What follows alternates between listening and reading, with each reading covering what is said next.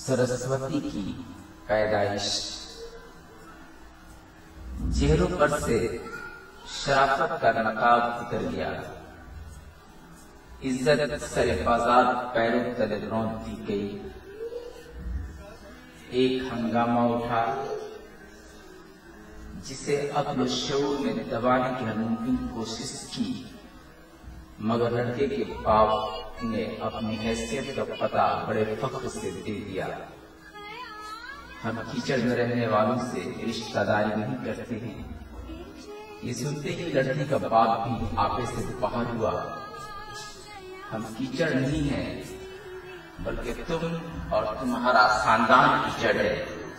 हम तो बच्चों की गलतियों को एक रिश्ता देना चाहते थे, उनकी उमंगों और ख्वाहिशों के ख्वाब की ताबीर को सच कर देखना चाहते थे। मगर मुझे कहाँ खबर थी कि तुम लोग बातचीत करने के काबिल भी नहीं हो। और फिर वो उसके घर से यूं सरपट वापस हुआ, गोया आग पर पैर रख दिया हो। चहेती बेटी की जिद ने बाप की पगड़ी को उछाली दी, मगर बेटी का बाप होने का मतलब ये नहीं कि आदमी घुटनों के बल चले। लहजा वो घर आया और साफ लफ्जों में अपनी बेटी से कह दिया, ये रिश्तेदारी मेरे जीते जी कभी नहीं हो सकती है।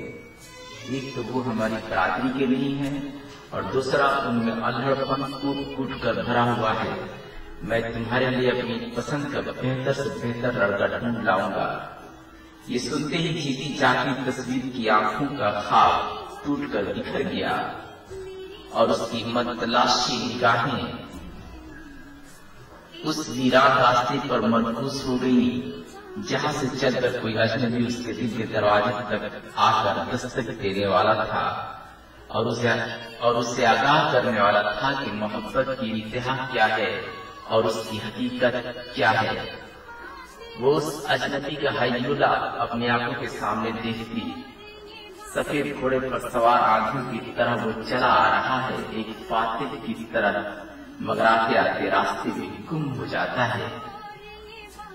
वो अपने ज़हन के कैनवस पर अपने फिक्र के कलम से उसके हय्युले की एक अधूरी तस्वीर बनाती, मगर उसे इस तस्वीर में भी बेवफा का ही चेहरा नजर आता, जिसने उसकी मासूमियत का भरपूर मजाक उड़ाया था।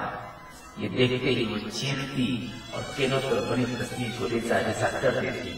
नतीजतन यासियत महरूमियत की परछाइयां उसके ताक़ुब में सरगर्दा हो गई, और उसके अंदर अना का समंदर उबाल खाने लगा। वो भागने लगी, भागती रही, और भागते भागते मर्दों की चुंगल से आजाद हो गई। अब उसे कोई भी हरासा नहीं करेगा। वो निस्वनियत का बोझ उतार फेंकी और गुदगुदाई। वो अपनी ही साथ एक कायनात है। उसने सोचा और शादी न करने का फैसला कर लिया। उसकी नई माँ ने समझाया, बेटियां तन्हा अपनी जिंदगी नहीं गुजार सकती हैं, उन्हें एक सहारे की जरूरत पड़ती है, इसलिए तुम शादी कर लो। उसने ये कहकर इनकार कर दिया कि मैं इस फरसुदा रवायत पर यकीन नहीं रखती हूँ। हजारों लाखों ऐसी बेटियां हैं जो हाथों में मेहंदी रचाए बगैर तन्हा अपनी जिंदगी गुजार रही हैं, और जिन्हें किसी सहारे की जरूरत नहीं है। बाप ने भी समझाया। भाइयों और भाभियों ने उसकी जिद को तोड़ने की हर मुमकिन कोशिशें की, मगर बेसूद वो अपनी ज़बान पर अटल रही और अपने आप को किताबों के समुद्र में गर्क करती चली गई, जहाँ इश्क मोहब्बत से हम आगोश होता रहा।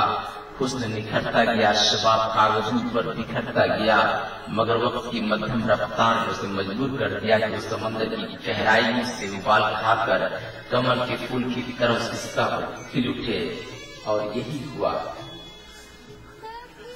किताबों के औरात में बिखरे लफ्ज़ों की कायनात से जब दुनिया के सामने अस्तर नो ज़ाहिर हुई, तो बिल्कुल बदल चुकी थी। वो नहीं थी, बल्कि सरस्वती बन चुकी थी। रवायतें टूट चुकी थी और जिंदगी सर आंखों पर जगमगा रही थी।